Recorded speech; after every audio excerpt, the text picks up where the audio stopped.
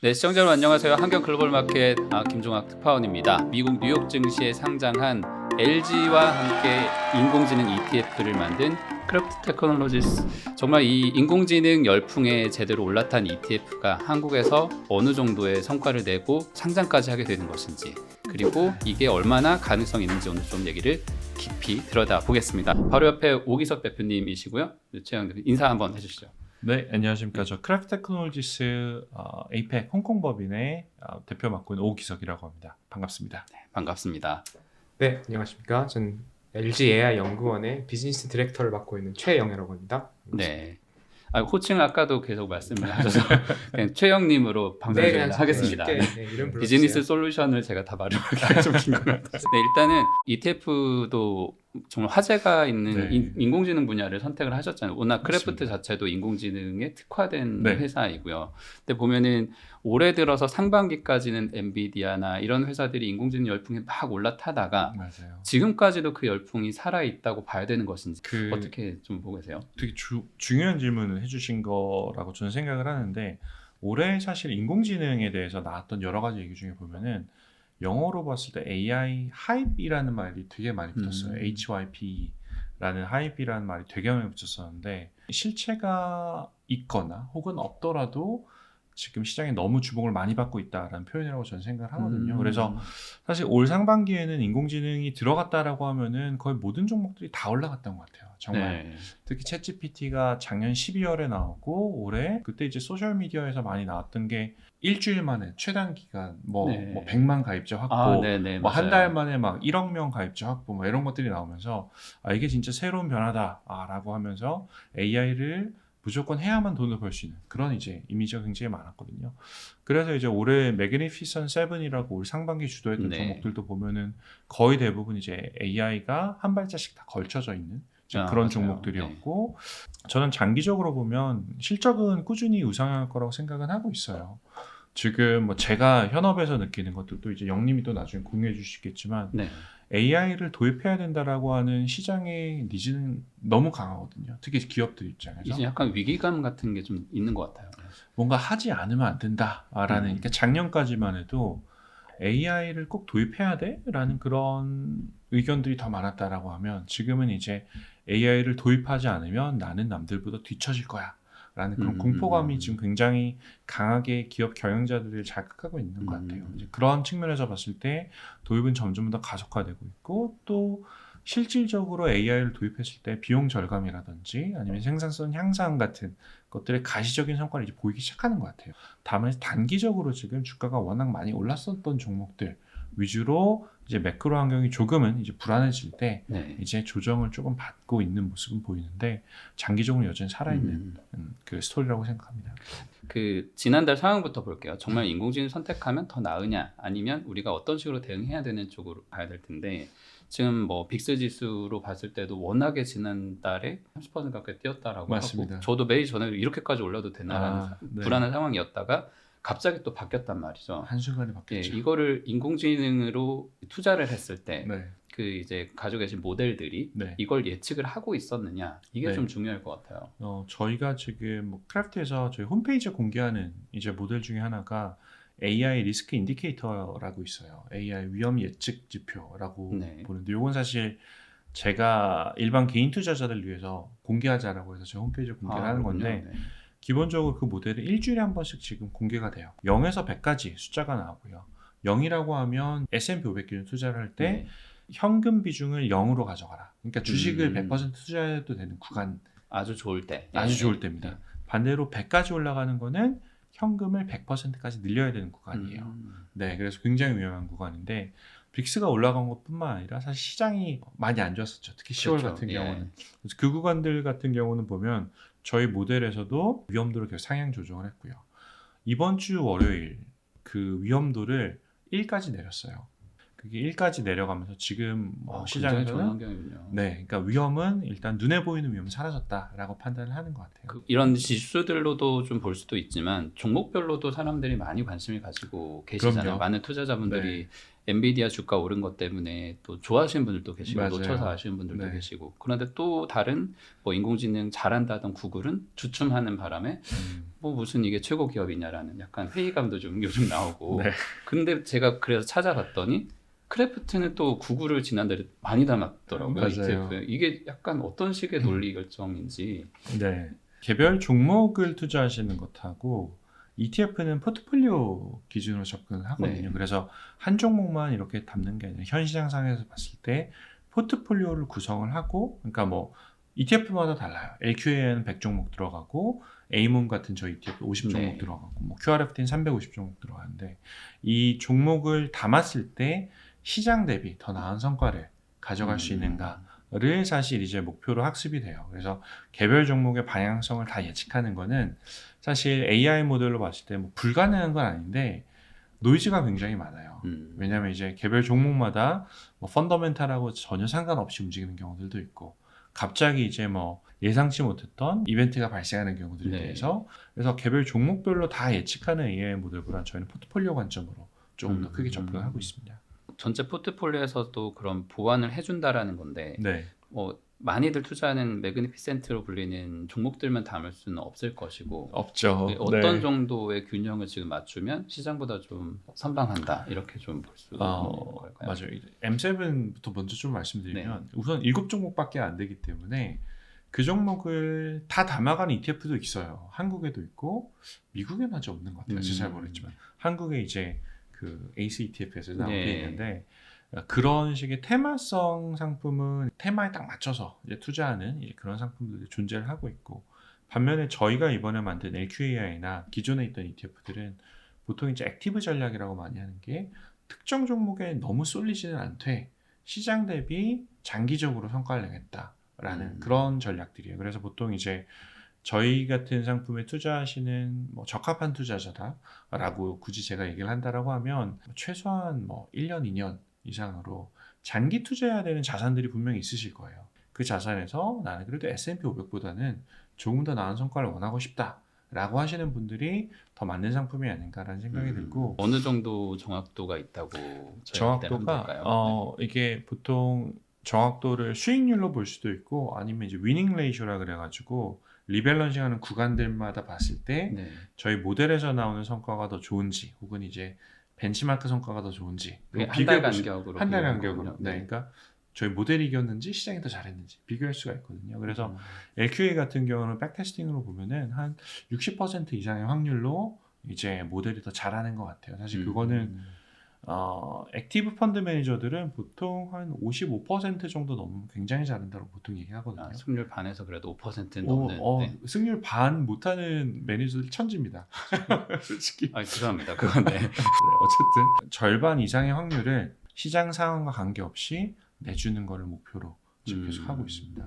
근데 이렇게 좋은 시점에 LG에서 금융사도 아니고 언론사 표현으로는 가전제품 만들던 회사가 갑자기 마음을 바꿨다라는 거잖아요. 그래서 영님이 생각하시기에 이게 이번 상장을 저는 정말 독특하게 생각하는 게 크래프트는 워낙 인공지능을 중심으로 연구를 하면서 ETF 상품을 개발하던 회사인데 어떻게 LG가 협업을 이번에 하게 됐는지가 조금 궁금합니다. 스토리를 말씀드리면은 이제 LG AI 연구원 자체를 많이 모르시는 분들이 많아요. 그룹 산하에 있는 띵크허브라고 생각해 주시면 되는데 한 2020년도 말에 이제 계열사들의 이제 과제들을 풀기 위해서 만들어진 연구원이라고 생각해 주시면 되는데 사실 내부적으로는 되게 많은 일을 하고 있어요. 계열사들이 한 뭐 10개도 넘어가는 수준의 이제 비즈니스 인더스트리에 있으니까. 그렇죠. LG 네. 화학, LG 에너지 솔루션, LG 이노텍 어마어마한 사업들을 하고 계시잖아요. 어마어마합니다. 네, 네. 타임 시리즈 포캐스팅 모델이라고 해서 그러니까 시간을 시계열이라고, 봤을 때 네. 쭉 멀리 내다 봤을 때 이게 되냐 안 되냐 확률로 보는 뭐 그런 거랑 비슷할까요? 네, 이제 히스토리컬 데이터를 보고 그 미래를 예측하는 방법인데 이게 사실 그 스태티스티컬 모델로 많이 사용이 됐다가 이제 AI 기반 뭐 딥러닝 이런 거를 저희가 시도하면서 좋은 성과를 봤었고 디맨드 포캐스팅이라든지 제가 죄송해요 영어를 좀 많이 하시면 됩니다. 네, 네. 네. 저희가 잘 걸러 듣겠습니다. 수요 예측, 네, 수요 수요 예측. 예측, 수요 예측이나 아니면 그 raw material 원자재, 원자재, 가격 예측. 네, 가격 예측을 하면서 많은 성과를 내부적으로 얻고 있다가 이제 작년에 M6라는 시계열 예측 컴피티션에 저희가 연구원이 참여를 인공지능 했어요. 경진 대회에 LG가 이 그동안에 이제 원자재 관련한 선물 시장을 예측했던 모델을 가지고 참여를 했는데 그게 네. 성과가 있었다라는 것이죠. 네, 글로벌한 컴피티션이라서 뭐 JP 모건이나 메타나 구글에서 스폰서한 이벤트이긴 해요.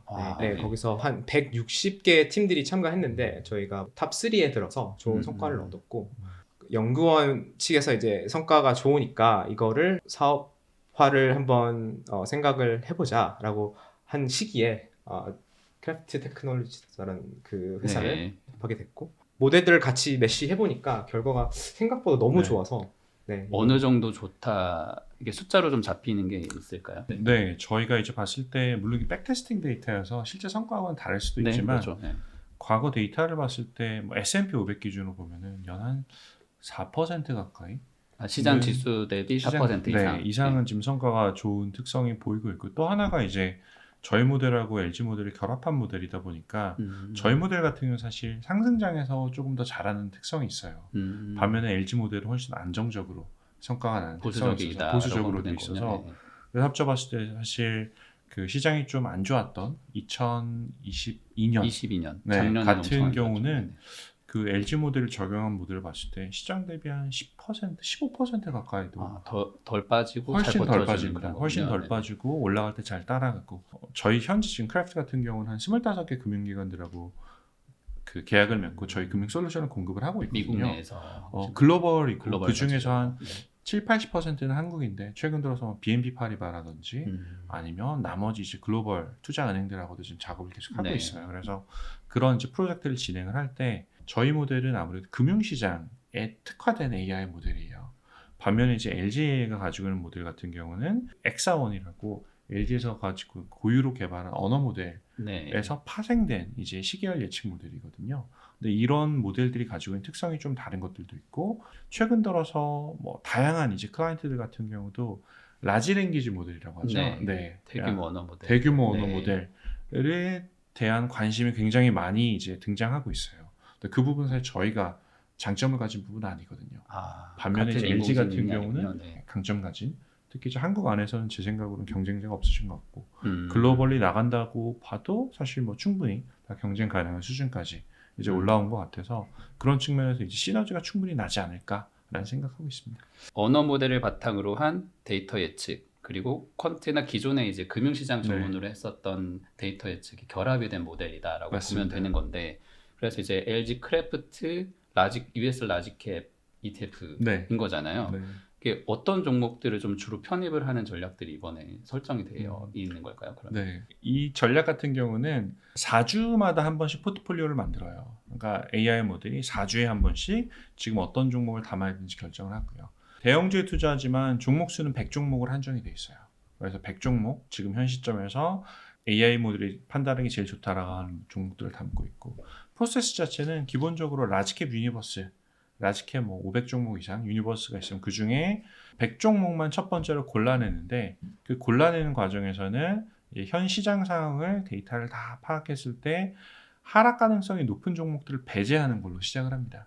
살아남은 100종목에 대해서 비중 결정을 해야 되는데 시장의 상승 가능성 현재 시점에서 가능성이 높은 종목들에 비중을 더 많이 주는 형태로 이제 의사결정을 해요. 그래서 투스텝으로 간다고 보시면 되고 이 투스텝이 굉장히 효율적이라고 저는 생각을 하고 있어요. 실제 펀드 매니저들이 의사결정하는 과정과 사실 상당히 유사합니다.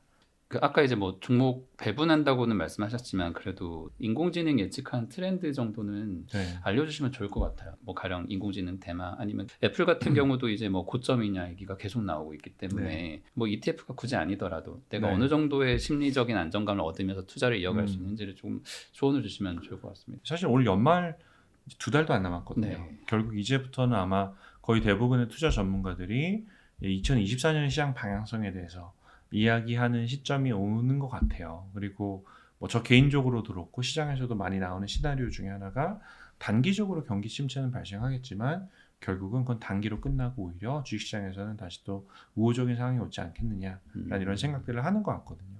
뭐 페드워치를 보더라도 지금 미국 기준금리가 하락하기 시작하는 게 내년 5월 정도로 타이밍을 보고 있는데 계속 바뀝니다 사실. 그렇죠. 네, 계속 뭐 4월 왔다 6월 왔다 갔다 하는데 기준금리가 하락한다.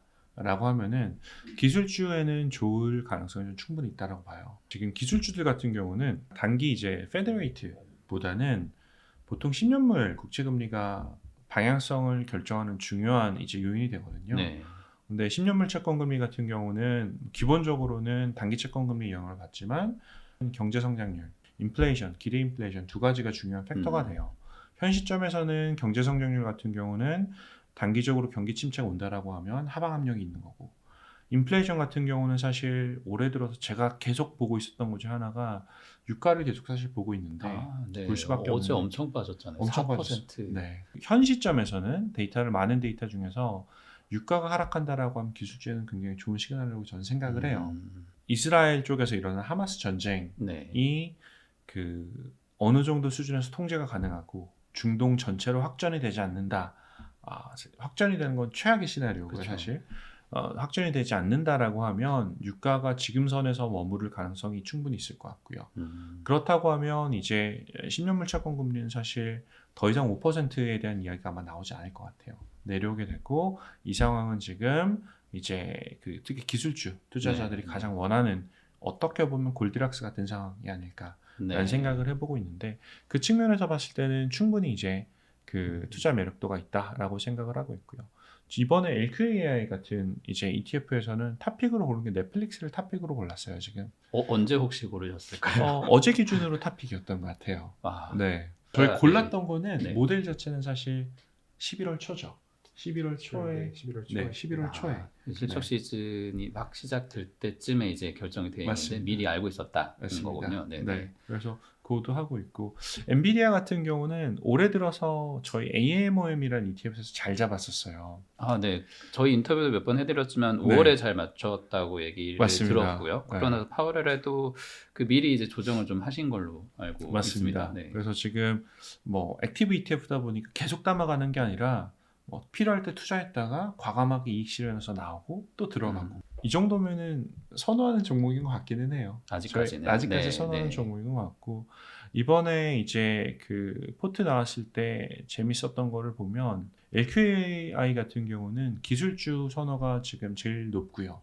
한 전체 포트의 한 30% 정도는 기술주로 가져가고, 굉장히 그 다음은 헬스케어가 한 20% 정도 돼요. 헬스케어면 최근에 뭐 노보노디스크나 일라일리 이런. 네, 일라일릴리도 있고 뭐 유나이티드 헬스케어 같은 종목들도 네네. 있고, 그래서 이런 종목을 좀 가져가는 게 좀 특징적인 것 같고, 그 헬스케어 같은 경우는 뭐 개인적으로 해석을 해보자면 사실 2022년의 성과가 뭐 괜찮았던 것 같아요. 특히 이제 일반적으로 헬스케어 종목을 투자할 때는 그 논리가 인플레이션 헤지에 대한 이야기가 좀 많이 나오거든요. 그래서 그때 많이 담았다가 좀 줄어들었다가 지금 다시 이제 담는 걸 보면 이제 약간 AI 모델이 바벨 전략을 좀 쓰는 게 아닌가. 기술주 베팅도 확 하지만 안위를 대비해서 이런 헬스케어도 담아두는 쪽으로. 맞습니다. 네. 그렇게 하고 있고, 또 반대로 정말 지금 선호하지 않는 섹터는 부동산 섹터는 정말 선호하지 않는 것 같아요. 아예 포트폴리오를 담질 않았어요. 리츠를. 네, 리츠는 네, 지금 S&P 기준 한 3% 정도 되는 걸로 아는데 아예 저희 하나도 좀 안 들고 있습니다. 배당도 좀 주고 하는데도 불구하고 그래도 네. 돈이 안 된다는 거군요. 그래도 사실 뭐 현 시점에서는 투자 매력도가 나머지 종목들보다 좀 떨어지는 게 아닌가라는 생각을 하는 것 같고, AMOM 같은 경우는 칼라가 조금 다른 게 기술주보다는 지금 그 소비자 업종에 굉장히 강하게 양 브랜드를 오버웨이트하고 좀 담고 있더라고. 홈디포하고. 맞아요. 홈디포, 연브랜드 담고 있고, 이번 달에 새로 들어온 종목들도 보면은 시스코. 그러니까 시스코가 C로 시작하는 거 말고 SYSC요. 요거도 약간 이제 소비자 업종인데 저 처음 알았어요. 개인적으로 저도 찾아봐야 될 것 같아요. 저도. 코스트코. 코스트코도 네. 이번 달 들어 새로 들어왔더라고요. 그래서 실적도 굉장히 좋더라고요. 그러니까 인플레이션을 네. 흡수를 하면서도 대형 맞아요. 마트들이 대부분 이제 비용 통제 이런 것 때문에 좀 어려움을 겪는데, 여기는 그냥 회원제로 또 잘 굴러가는 시스템이고, 나머지는 맞습니다. 일단 버티기 전략 이렇게 확 벌어지는 것 같더라고요. 사실 저도 이제 코스트코 실적을 그 이번에 저희 모델에서 담고 나서 제가 뒤늦게 한번 찾아봤거든요. 매출 성장이 연 16%씩 나오더라고요. 네. 그러니까 지금 그 정도 되는 유통회사가. 유통회사가. 그리고 또 코로나 이후에 사실 그 많이 디지털로 바뀌었는데도 불구하고 소매업체가 잘 되는 것도 재밌기도 했었고 그런 음. 종목을 또 골라내는 저희 모델도 좀 신기하기도 하고 그래서 네. 지금 모델마다 좀 그 특성들은 다른데 기술주, 헬스케어, 그리고 소비재 한 세 가지 정도 섹터에서 지금 선호를 좀 뚜렷하게 보이고 있는 느낌입니다. 네. 이제 월가에서도 한참 6대4 전략, 맞아요. 주식 대 채권의 6대4가 안전하다라고 많이들 네. 했었고 이제 자산을 맡기면 네. 자연스럽게 그렇게 되는 줄 알았다가 이게 한동안 이 논리가 흔들렸었잖아요. 맞습니다. 인공지능으로 봤을 때도 이게 살아 있는 건가요? 아니면 이건 폐기해야 되는 전략일까요? 이거는 뭐 그냥 정말 제 솔직한 말씀을 드리면 6대4가 저는 먹히지 않을 거라고 생각을 해요. 더 이상. 그 6대4 주식 채권의 6대4 비중으로 자산 배분을 하는 게 지금은 어떻게 보면 약간 금과 옥조처럼 이제 받아들여지고 있지만 20년 전만 하더라도 그렇진 않았었어요. 사실 저인플레이션 구간에만 작동했던 모델이고요. 6대4 모델은 고인플레이션 구간은 사실 6대4가 전혀 작동하지 않았었어요. 그리고 지금 이제 뭐 개인적으로는 인플레이션이 하락하기를 기대를 하고 있지만 근데 예전 수준처럼 페드 타겟이 2%를 맞출 거냐라고 하면 그건 아닐 것 같거든요. 사실 해도 3에서 4% 정도 네. 인플레이션 유지될 가능성이 있지 않을까. 뭐 사실 통화 발행량을 봐도 그렇고요. 이런 걸 봤을 때는 보면 6대4 모델이 망가졌다라고 사실 작년에 얘기했던 게 주식 채권의 동조화 현상이었어요. 기본적으로는 6대4의 논리 중에 하나가 주식이 올라가면 채권은 조금 부진하고 주식이 빠지면 이제 채권이 조금 올라가면서 서로의 움직임을 상쇄하면서 네. 장기적으로 우상향 한다라는 논리인데 그 논리가 사실 코로나 때 2022년에 완전히 무너졌거든요. 네. 올해 같은 경우도 사실 구간별로 동조 현상이 많이 나왔어요. 그러네요. 지금도 지금 같이 움직이고 있으니까 맞아요. TLT 가격만 봐도 주식이 이렇게 움직여도 되나? 맞습니다. 그게 사실 그런 측면에서 봤을 때 6대4를 맹신하는 건 힘들 것 같고 그래서 저희 같은 경우는 뭐 자산 배분 모델도 따로 있는데 어떻게 접근을 하냐면 6대4는 기본적으로 가정을 깔고 가는 전략이에요. 장기적으로 주식 채권이 서로의 역의 상관관계를 유지할 거다라는 가정을 깔고 포트폴리오 만든 전략입니다. 근데 저희는 이런 전략을 저희 모델 학습할 때 넣지 않아요. 그냥 나우캐스팅에 더 가까워요. 지금 현재 시장에서 나오는 시그널들 위주로 포트폴리오를 구축하는 게 훨씬 더 정확하고. 네, 가지고 있고 그런 측면에서 봤을 때는 저는 6대4를 맹신하는 거는 앞으로는 조금 위험하지 않나라는 생각이 듭니다. 이쪽 시장이 정말 크고 있고 많이 무르익고 있어서 모셔서 얘기를 듣고 있었던 거고요. 한국에서는 예전에 펀드 열풍이 있었고 그러다가 로보 어드바이저라고 하는 새로운 영역이 등장하다가 별다를 게 없네 하고 좀 시들었는데 맞아요.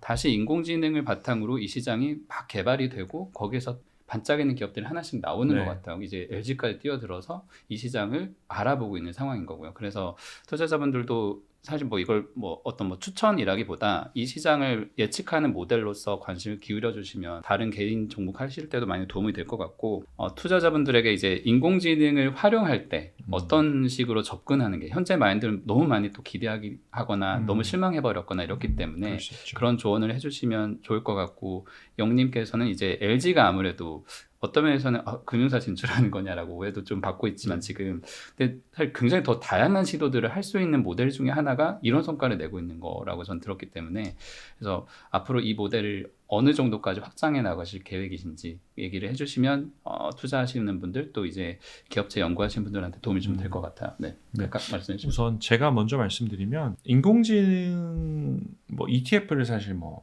투자하시는 것도 방법이 하나가 되겠지만 AI가 가진 가장 큰 장점은 전 이거라고 생각을 해요. 사람 같은 경우는 그 종목을 투자할 때 사랑에 빠지는 경우가 많습니다. 예를 들어서 내가 뭐 테슬라를 샀다, 네. 애플을 샀다, 엔비디아를 샀다라고 하면 사랑은 이유가 있어요. 다 뭐 여러 가지 뚜렷한 이유들이 있는데 사랑에 눈이 먼다라는 표현도 네. 있잖아요. 묘하는 것처럼 내가 처음 이 종목을 투자했을 때 논리들이 있는데 논리가 바뀌는 상황이 왔음에도 불구하고 쉽게 버리지 못해요. 네, 쉽게 마음 바꾸지 못해요. 근데 AI가 가진 장점 중에 하나는 사람과 같은 이런 감정적인 편향이 없기 때문에 시장을 더 냉정하게 볼 수 있고 그리고 또 조금 더 객관적으로 그 투자 기회를 파악할 수 있지 않느냐라는 생각을 하고 있고 종목 좋아하시는 분들이 워낙 많으니까 종목으로만 말씀드리면 최근에 저희뿐만 아니라 다양한 이제 그 글로벌 금융기관들에서도 인공지능 기반 뭐 ETF 같은 거 좀 나오고 있어요. 그래서 한번 이런 것들을 공통적으로 투자하는 종목이 뭔지 AI 모델에서 지금 공통적으로 일라일릴리 같은 경우 최근에 그런 케이스였었어요. 아, 네, 일라일릴리 같은 경우가 공통적으로 다른 회사의 AI 모델에서 투자했었었는데 그런 종목들은 뭔지 어떤 종목들 잘 투자하는지 종목 정보는 지금 어차피 다 그 ETF 운용사들마다 홈페이지에 다 공개되어 네. 있기 때문에 아주 조금만 시간 쓰시면 AI 모델이 선호하는 현재 시장의 종목들 잘 찾아볼 수 있을 것 같습니다. 네. 그래도 이 모델이 조금 냉정하게 일반적인 투자 펀드 매니저들보다는 더 효율적으로 판단해 준다는 점을 믿고 한번 좀 고려해 보시면 도움이 된다라는 말씀이신 거고, 영님 말씀도 듣고 싶어요. 사실 너무 이게 기술의 핵심적인 부분들 더 말씀해 주셔야 되는데 네. 약간 자랑을 더 해주셔도 되고. 아, 네. 그래서 사실 기술을 많이 이제 오픈을 할 수 없어서 약간 네, 아, 그래서 아끼시는 네, 네, 네, 네. 아직까지는 네, 저희가 네. 사람들이 의사 결정을 하는데 이제 도움을 주고 싶은 게 이제 핵심 포인트 같거든요. 내부적으로 뭐 사람들 이제 컨설팅이나 이런 모든 인텔리전스 업에서 디시전 메이킹 프로세스를 도와주는 목적으로 하고 있는 거고, 예측 포트폴리오를 이제 하나씩 늘려가고 있다라고 생각해 주시면 될 것 같아요. 그룹사 차원에서만 아니라 일반인들이 이용할 수 있는 모델 포트폴리오를 지금 개발을 확장해 가고 네, 있다. 네, 뭐 그 이런 안에 거죠. 뭐 서플라이 앤 디맨드도 있고, 로 머티리얼도 있고, 뭐 파이낸셜 마켓도 있고, 네. 이렇게 하나하나씩 이제 늘려가는 시점인 것 같고, 좋은 결과가 나오면은 뭐 더 내년에는 확장을 할 수 있을 것 같은데, 지금 이제 저희도 지켜보고 있는 상황이라고. 지켜본다기엔 굉장히 좋은 뉴스들이 많은 걸로 네. 알고 있습니다. 그게 어떤 뭐 회사의 얘기라기보다는 우리의 투자를 저변을 좀 넓혀주는 도구들이 많이 생기는 점에서 저희는 환영할 만한 점인 것 같아요. 사실 오픈 AI에도 사용하는 사람에 따라서 어떤 정도의 답을 얻는지 질이 다르잖아요. 인공지능 투자 도구라는 것도 더 많아지고 한국에서 이런 것들이 나온다는 거 좀 환영할 만한 일이기 때문에 저희가 또 추가적인 얘기들, 뭐 주가 이제 상장하고 나서의 가격도 좀 중요하니까 한 번씩 전해드리면서 네. 오늘 시청해주셔서 고맙습니다. 네.